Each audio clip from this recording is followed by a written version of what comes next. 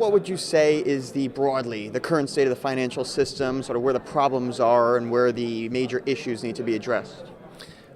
I think there's a lot of concern that all the easy money policies of the world's central banks have created a very unstable system where the wealth is all going to the top, but not because it's being earned and deserved, simply because all that liquidity provided by central banks is enriching the financial sector, while at the same time destabilizing the economy with bubbles. And when those bubbles burst, it's going to be rather unfortunate.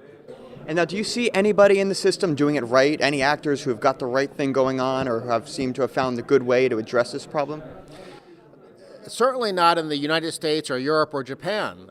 It's all the same policy by all of them, almost competitive devaluation of their currency, the easy money policies. And they're doing it not necessarily for bad motives. They think, oh, we have to somehow stimulate our economies.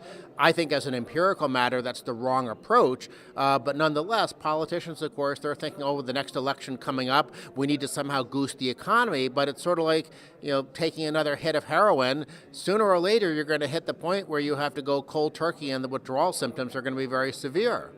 Indeed. And then finally, do you see some sort of relationship, a natural tendency for people to, as they acquire more and more wealth, they then acquire more and more political power, or at least relationships to that power? Do you see any ways of helping to address suddenly this relationship between big bankers, CEOs, and the politicians in power?